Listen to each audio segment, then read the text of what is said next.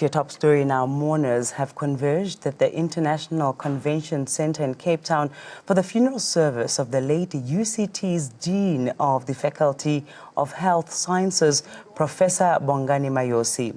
The 51-year-old Cape Town-based cardiologist committed suicide last week after a long struggle with depression. News of his passing sent shockwaves across the country.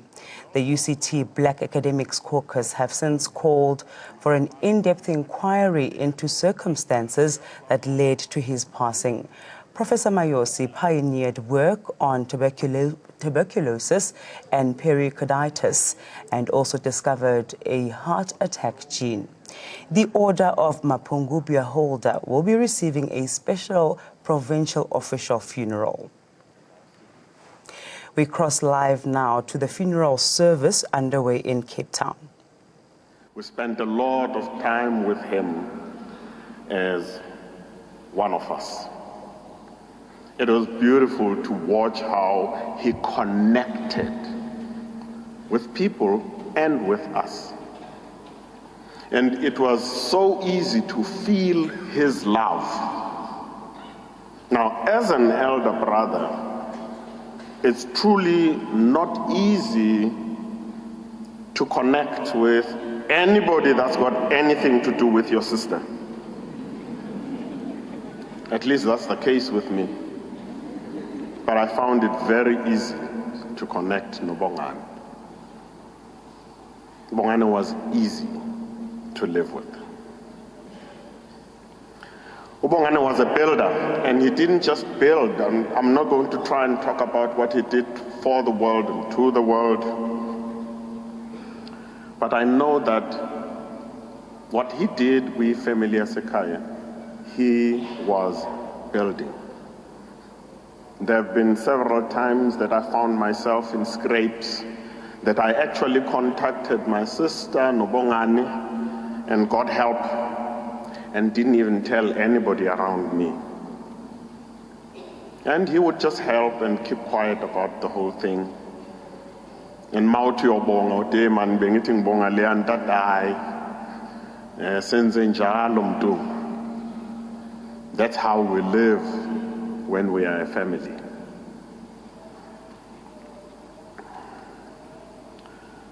Bongani was a giant, it's been said, but a giant in a small body.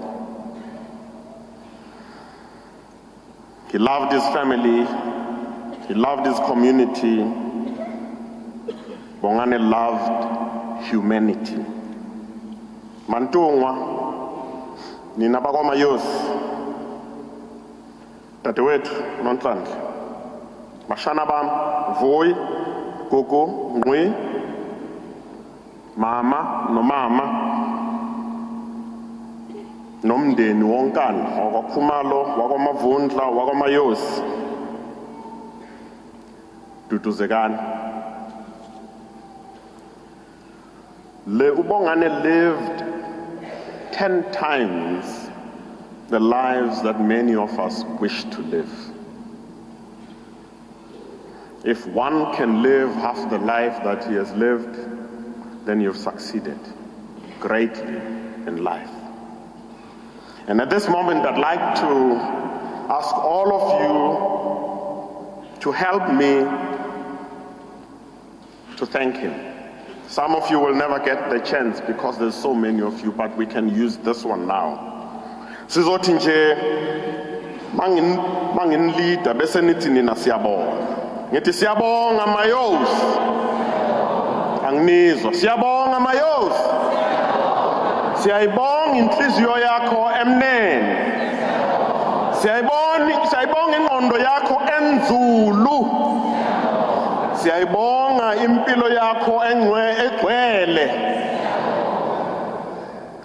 To the colleagues, to the students, again, let us urge them forward and say a slogan that seems to be hated now in South Africa, which I know he believed in. Phambili ngemfundo, phambili.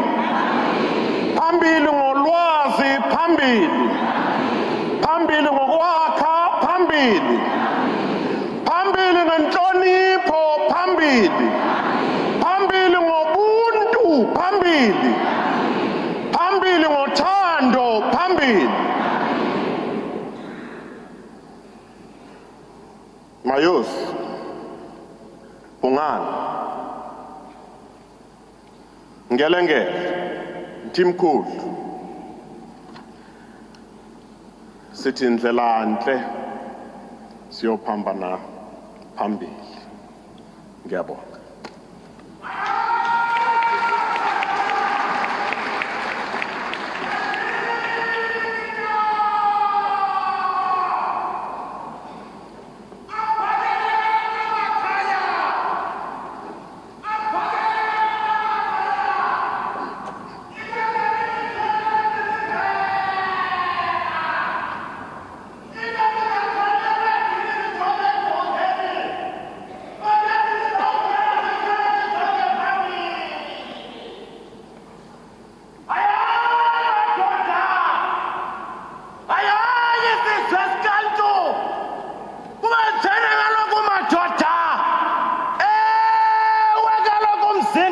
Mayosi, wakaloku mzindini waphungane, liwile ngokwanani iqhathi lenu, siyavuma kaloku, kambe nikhombile indlela, vubulukani ke ngoko nisuke esihlalweni zenu, nime nithi jongilizwe. Nimenidi jongilizwe. Uwila kaloku umthomkhulu womthomkhulu. Liwila kaloku ihlambeli lendevu lorhadebe. Liwila kaloku iqhalange laqhuba amaqhuba kumhlaba semphatha. Ewe kaloku siyavuma. Umlambi mzimvubu uthokombisile. Umlambi nciba amadoda. Uyajekezela uthi ngenene liwile ikhahla. Siwile isiqandulo sendlu kaMayosi. Liwile iqhathi le-Afrika. Hayini madoda. Phathani iminqe yenu nijonge phambili. Kakade lidaba silodaba lentwana. Thuthuzelekani ke ngoko.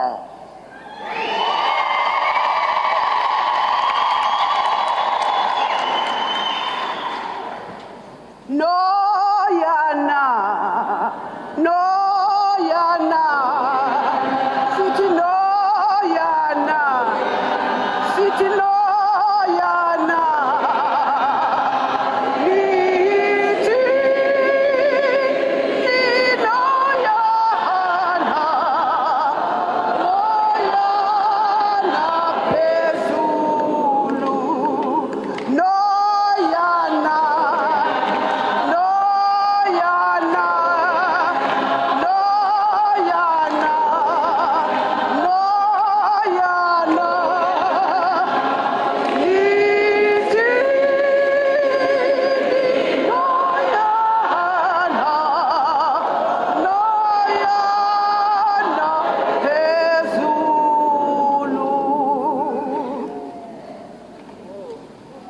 Ngibonge kakhulu sizwe sase South Africa. I salute my ministers. Ngingeke ngibabize ngamagama ngabanye ngoba iminyaka sehambile. Kodwa ngizokhuluma njengesifundiswa ngithi all protocol observed.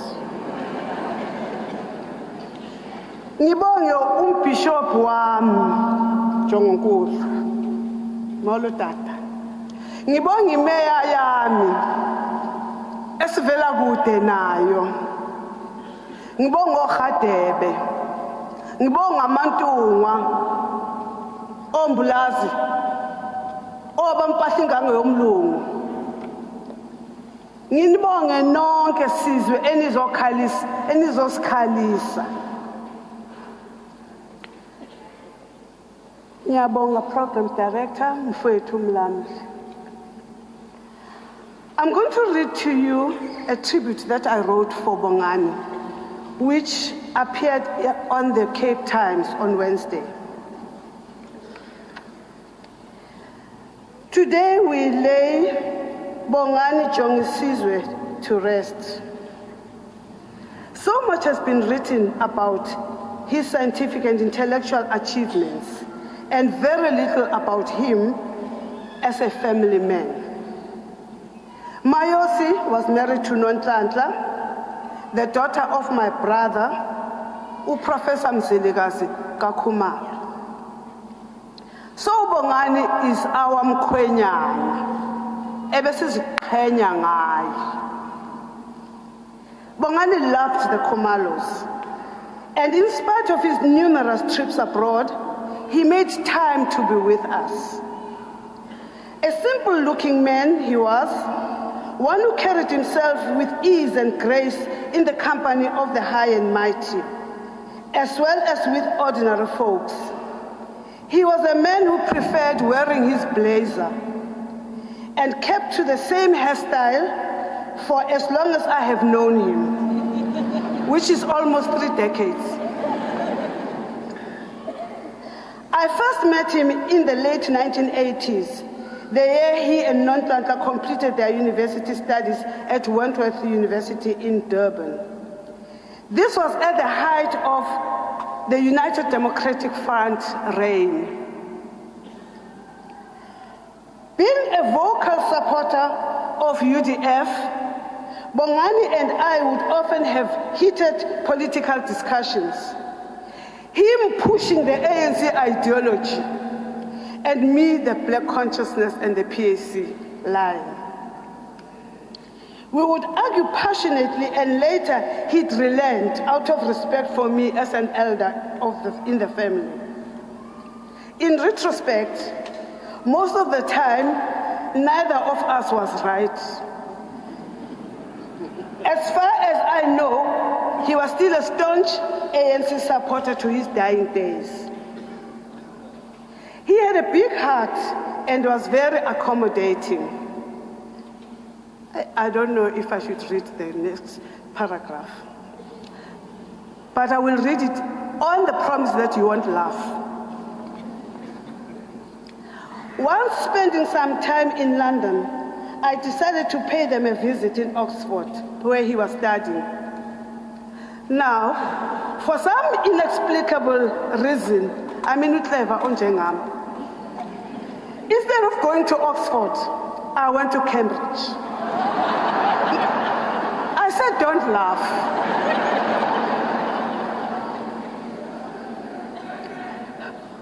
I heard you. I arrived in Cambridge early in the evening and called them.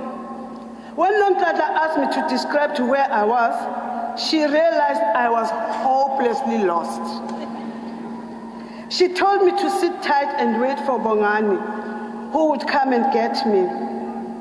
I told her not to worry, that I would book into a hotel and proceed to Oxford the following morning. Nonhlanhla said Bongani would not have any of that, and that he was already on his way to pick me up. When he found me, he simply asked me if I needed a bite or something to drink. There was no mention or reference to my dumbness as we drove in the middle of the night.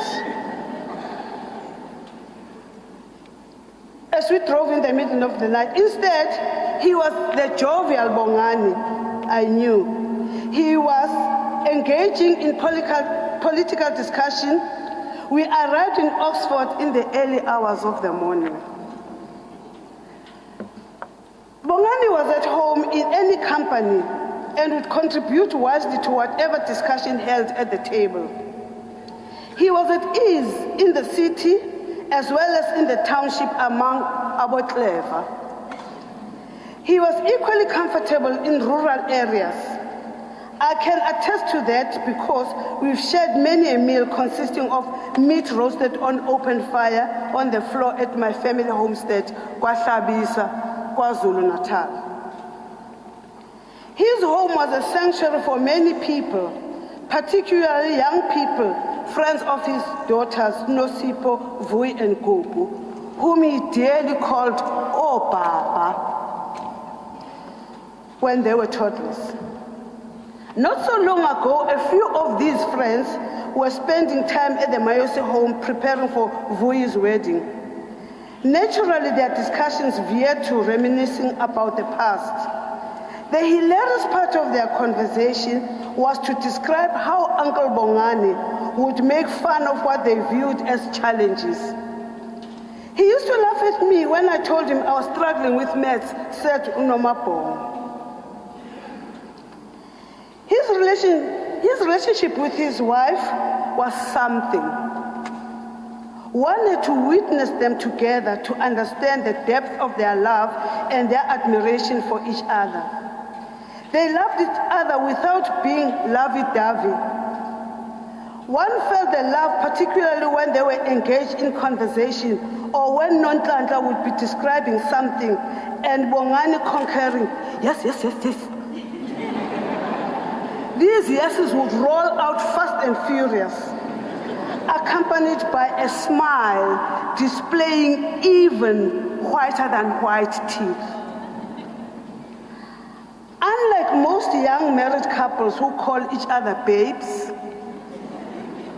or some such fashionable salutation, Nonhlanhla called him Bongs, and he simply called it Nhlanhla. Highly educated as he was, Bongani was somehow rooted in his tradition. He would fondly refer to Nonhlanhla as Mfaz. Yet most sophisticated people dislike that word, arguing it's uncouth. They prefer Nkosikazi. Bongani would say, Ndiyondla Mfaz. For every year that we've been married, you have gained 2 kilos. Teasing Nonhlanhla about the weight she has put on. Sadly, Bongani today is gone to meet his father, the dynamic and gifted gynecologist who died in 1993. And his aunt, Nontutuzelo Mbuli, a woman who loved his brother's children unreservedly. She was their anchor during the university days in Durban. Bongani will meet his brother, Utabo, who lived life to the full and died in an accident. I can see Thabo welcome him wearing the Mayosi smile. I hear him asking him, as only Thabo could, what took you so long? Later, he will meet my mom, who will ask him, Ufunani la? Uphi umzukulu wami? I see him adjust his frame of his spectacles, smiles at my mom, reassures her that Nonhlanhla and the girls are safe, and that he will always be with them, as well as with all the members of the Mayosi clan, the people who raised and shaped his life. And that he will not forget the Khumalos, who loved him like their own son. That he will always watch over the UCT students who looked up to him for solutions, and the many doctors who he opened doors for, enabling them to specialize in various medical fields. And last but not least, there is his mother, Mama Duna, who is fondly referred to by all and sundry, Magogo. May she forever feel her son's presence. Lala ngoxolo, Khadebe, Bongani. Ngiyabonga.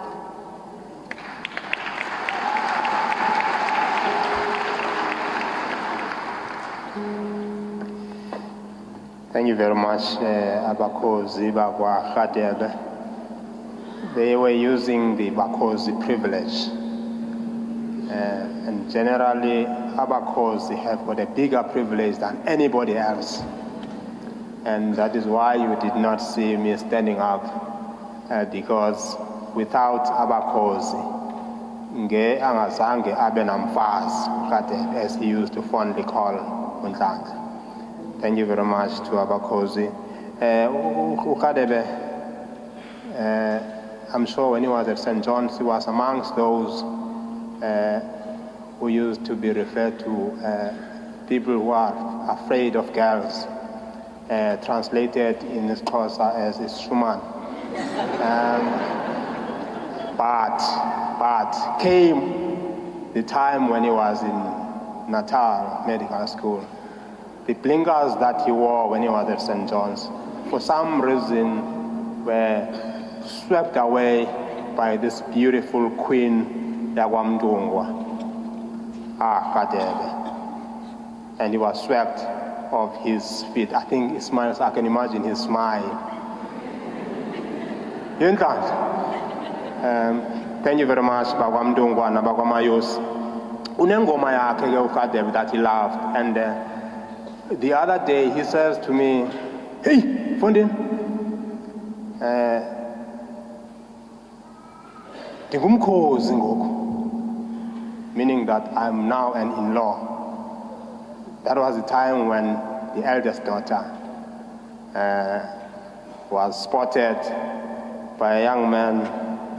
I think because of his beautiful voice, the daughter could not resist.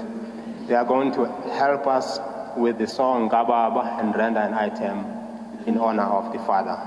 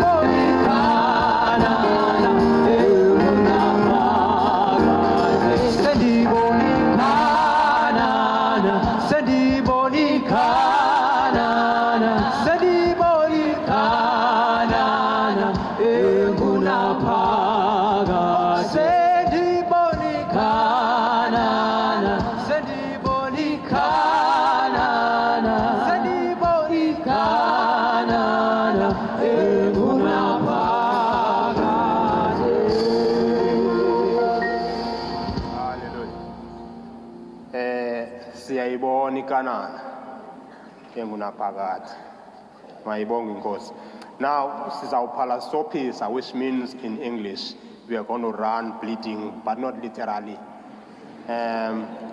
It means we're going to move with a pace that is quicker than we've had. Now that the family has spoken, we're going to talk about uKadebe. You're watching the funeral service of the late Professor Bongani Mayosi, who took his own life last week. It is understood that he had been suffering from depression or had a long struggle with depression. Today, the professor being laid to rest. We've had from just recently now from family members, both his brother and sister describing him in different ways. His elder brother describing him as a giant in a small body. He went further to comfort family members, colleagues, as well as friends in attendance today, saying if one can live half the life that the professor has lived, it would indeed be a life well lived.